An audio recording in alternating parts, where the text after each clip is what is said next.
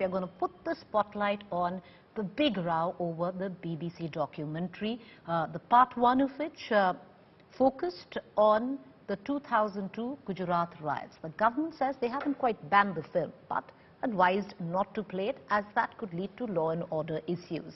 However, the opposition up in arms where they say that the government is trying to censor content. However, certain universities and certain student bodies is having none of it, deciding to go ahead and screen the BBC documentary. Here's more.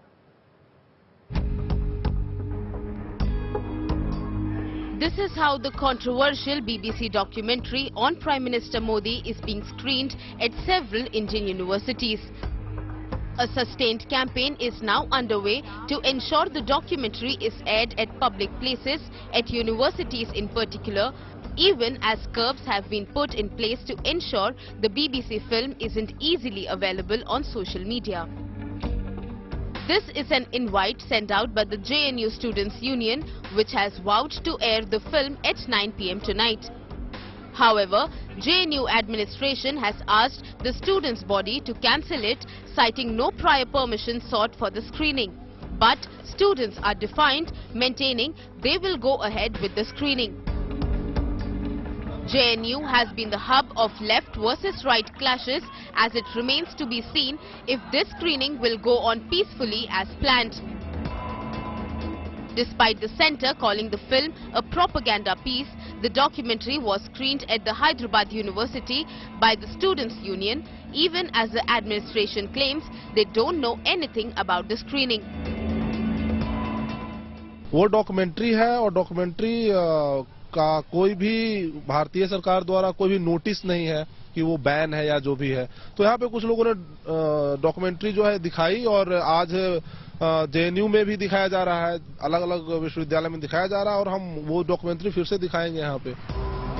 But RSS ABVP demanded action against the organizers for giving what they call malicious content a platform. You have a freedom of expression. Yes, you can talk anything, and you people are humiliating Modi and scolding Modi and government of India. You are doing that from lot of years when government Modi ji came into the power. You have that freedom. So, but my question: why you people telecast this screen this documentary?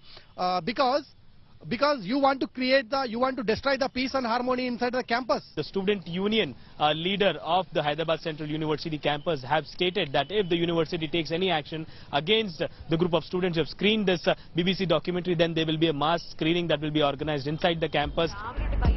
It's not just Hyderabad. In the state of Kerala, multiple screenings were held in Thiruvananthapuram, Kochi and Kannur. The SFI organized a screening of the documentary at Thiruvananthapuram Law College, and members even raised Azadi slogans against what they branded as censorship by the centre.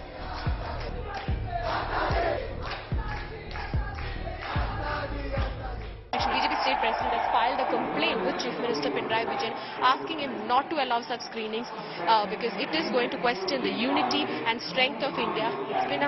It's an insult to the Constitution as well as the Supreme Court that gave clean chit in this case. Meanwhile, student wing of SFI, DYFI and Kerala Congress are planning to organize screenings across several universities in the state.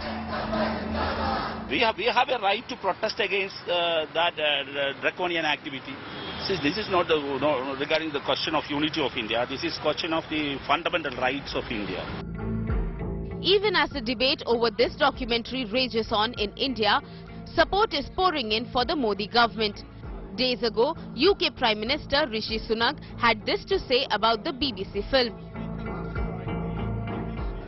Well, Mr. Speaker, the UK government's position on this has been clear and long-standing and hasn't changed. Of course, we don't tolerate persecution where it appears anywhere, but I'm not sure I agree at all with the characterisation that the honourable gentleman has put forward.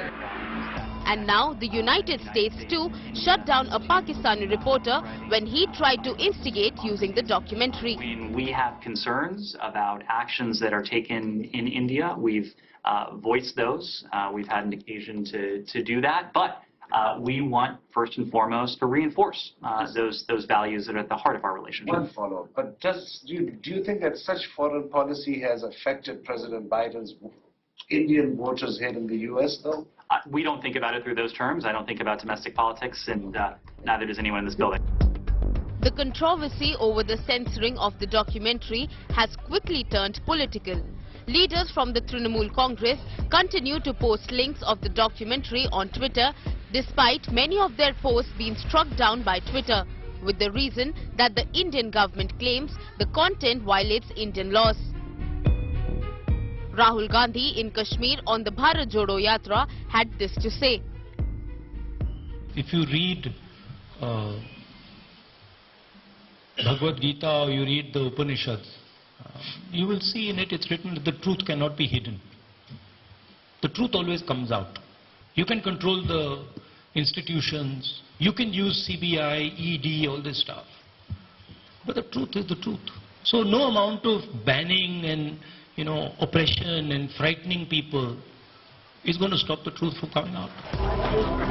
While the first part of the BBC documentary called India the Modi question has already run into massive controversy with its 2002 Gujarat rights content, the second part drops on 24th January. What is the motive for the documentary? Why has it been released now? While all these questions continue to do the rounds, the opposition has added another question to the mix. Is there an attempt to censor or ban the film? With Shibimol and Abdul Bashir, Bureau Report, India Today. Viewers, I'm going to cut across to our panelists, but before that, quickly pulling in Akshay Dongre, my colleague, who's right now reporting from the JNU. Akshay, is there going to be a face-off? Because the JNU administration is very clear that they don't want the screening of the film. They want it cancelled. However, the students' body very clear that they are going to go ahead with the screening at 9 p.m. this evening. Well, there is a likelihood, Preeti, that there can be a face-off between the Jawaharlal Nehru Students' Union and the administration.